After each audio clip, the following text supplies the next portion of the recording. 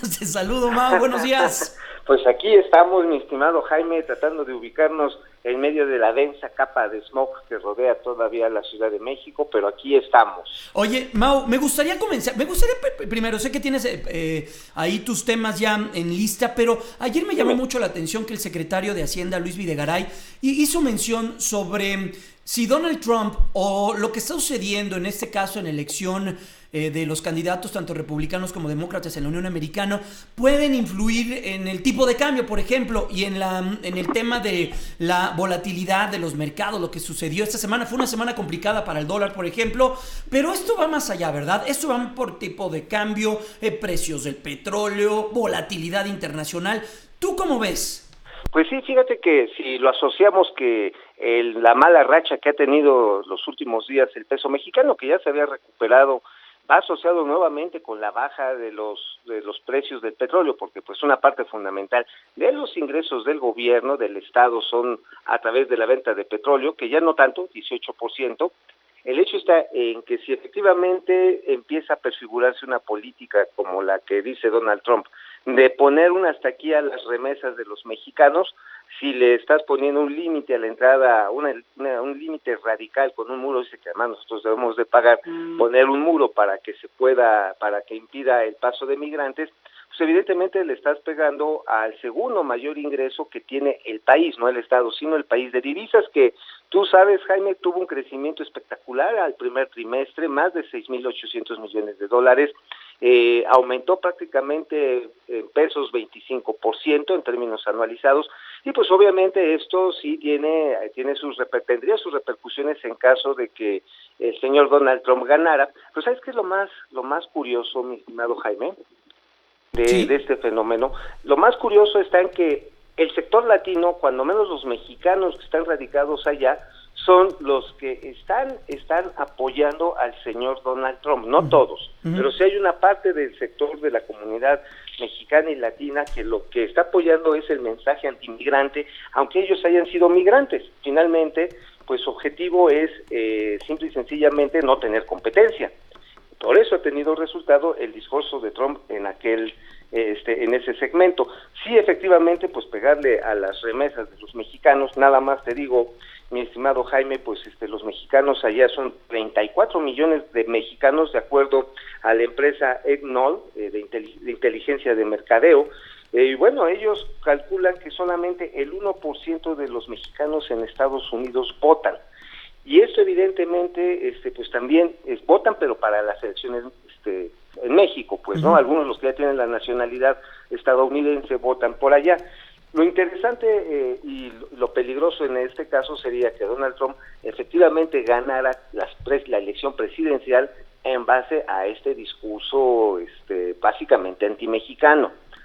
Así que no está de más que haya adelantado el secretario de Hacienda, pues que tenemos que estar pendientes de un eventual retroceso en la relación bilateral, porque si algo ha permitido a las dos economías crecer y ser competitivas en un mundo convulso, en un momento en el que China se quiso comer el mundo y ahora se empachó, una de las cosas que ha beneficiado es esta alianza, digamos, informal en términos laborales, porque pues los mexicanos se cruzan a la brava, pero comercial y de inversiones abierta. Dañar ese segmento, lo primero que haría, Jaime, como sucede en todos los mercados, encarecería la mano de obra allá en los Estados Unidos, bien para los que viven allá, pero pues al rato sus costos de producción no van a dar para exportar y van a tener déficits comerciales hablando a futuro, y cosa que tampoco nos conviene debido a que sigue siendo nuestro principal socio comercial, mi estimado Jaime. Mau, me llamó también mucho la atención lo que sucedió con el presidente de la República. Envió un anuncio muy importante que tiene que ver con el rescate de entidades que se han visto afectadas por el tema del petróleo. Nuevamente regresamos a lo mismo, Mau. Lo que está sucediendo en el Exactamente. mundo, el tema del petróleo, y hay entidades como Campeche, Tabasco, una parte de Veracruz. De hecho, hace 8 días platicábamos de ello, Mau. Veracruz ha Así. sabido un poco diversificar su economía, pero hay lugares donde no.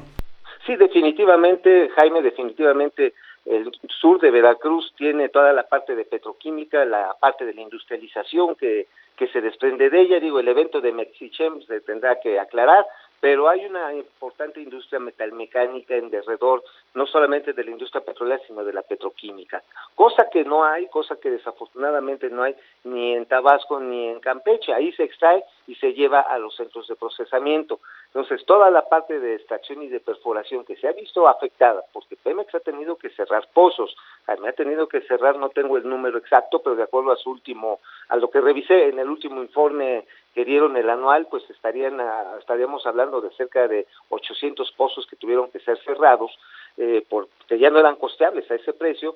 Esto ha pegado en cadena en Campeche, en mi queridísimo Tabasco le ha pegado, y pues no va a ser fácil porque también pues los mexicanos en el centro mucho tiempo nos comimos literalmente las selvas y la biodiversidad de esta región en tacos.